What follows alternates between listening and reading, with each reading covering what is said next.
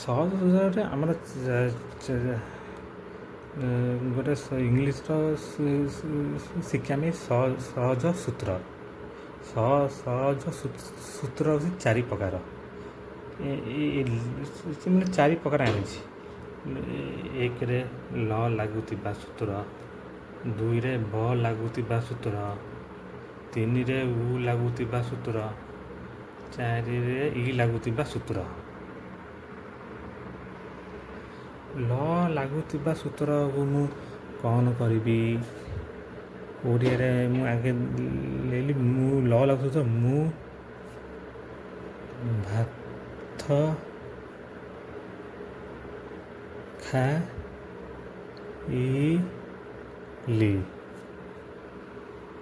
ମୁଁ ଭାତ ଖାଇଲି। ତା'ର ଇଂଲିଶ କ'ଣ ହେବ? ତା'ର ଇଂଲିଶ ହେବ I ate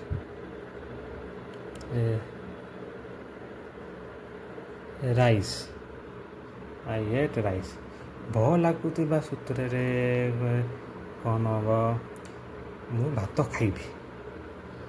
ଭ ଲାଗୁଥିବା ସୂତ୍ରରେ ମୁଁ ଭାତ ଖାଇବି। ଭ ଲାଗୁଥିବା ଭାତ ସୂତ୍ର ହେଉଛି I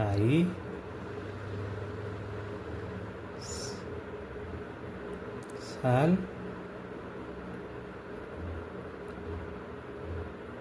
eat rice. ଉ ଲାଗୁଥିବା ସୂତ୍ର ହେଉଛି ମୁଁ ଭାତ ଖାଉଛି। ମୁଁ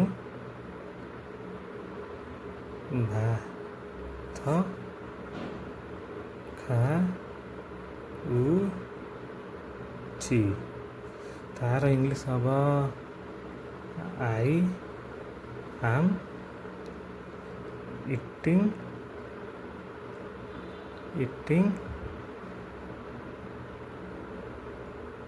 ରାଇସ୍। ବାକ୍ୟ ସରିଲେ ପ୍ଲୁଷ୍ଟପ୍ ସବୁଥିରେ ଦିଆ ହିଁ ହେବ। ଇ ଲାଗୁଥିବା ସୂତ୍ରରେ କ'ଣ ହେବ? ମୁଁ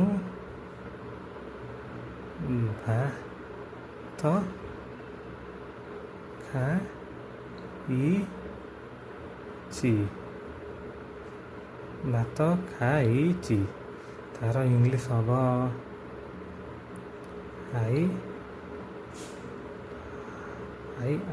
I have eaten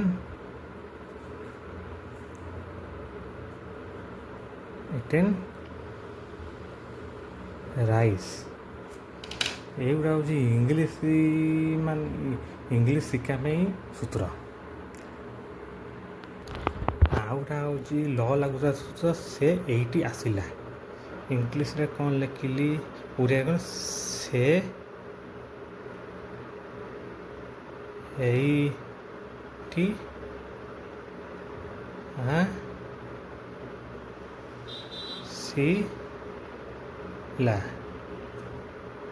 ସେ ଏଇଠି ଆସିଲା।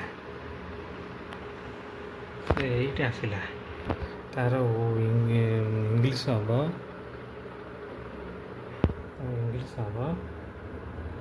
He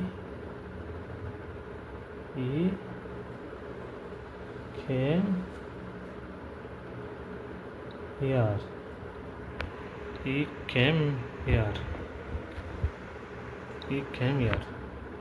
ଭ ଲାଗୁଥିବା ସୂତ୍ର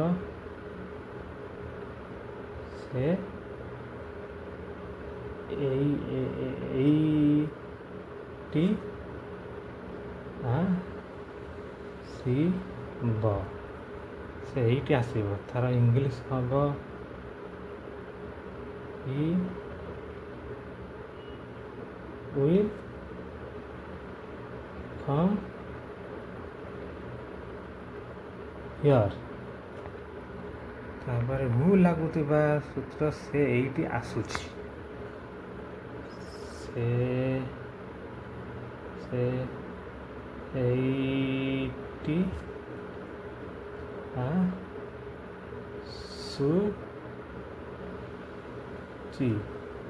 ସେ ଏଇଟା ତାର ଇଂଲିଶ ହେବ ଇଜ୍ ଇଂଲିଶ ହେବ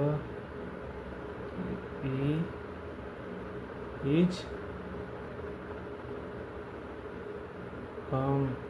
coming is coming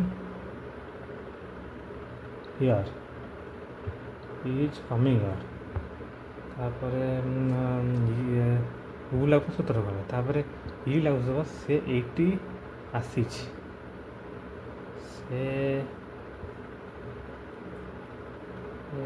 एटी हाँ सी ची इ लागू सब तार इंग्लिश हम इ has come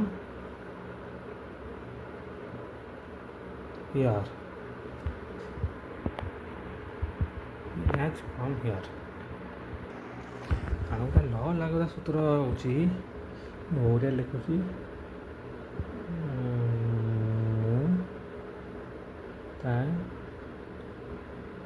ତାକୁ ଫୋନ୍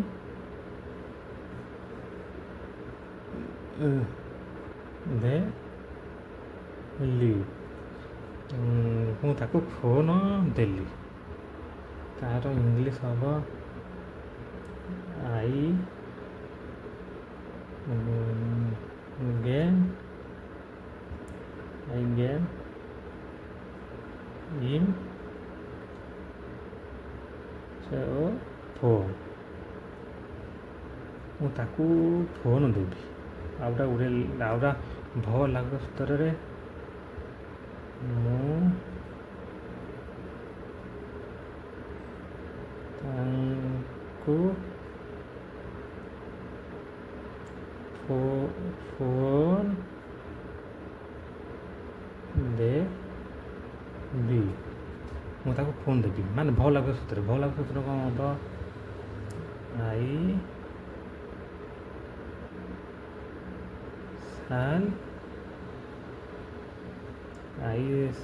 shall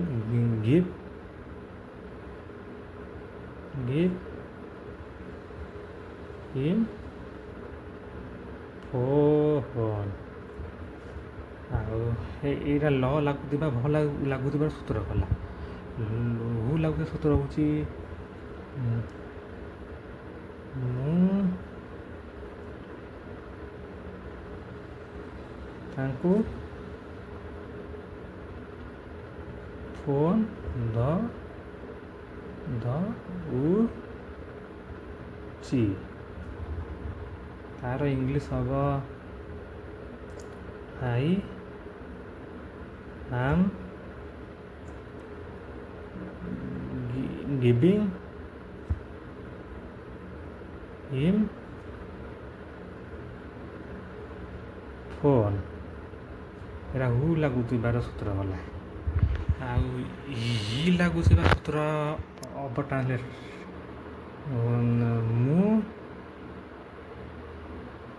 ମୁଁ ତାକୁ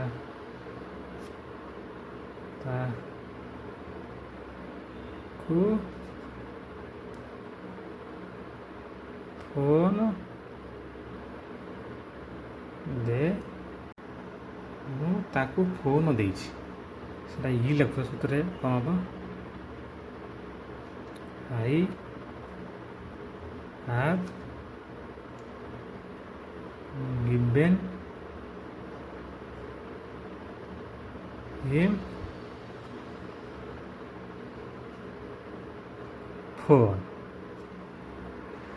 এই ଟାଇପ୍ର ହେଉଛି ଇଂରାଜୀ ଶିଖିବା ପାଇଁ ସହଜ ସୂତ୍ର।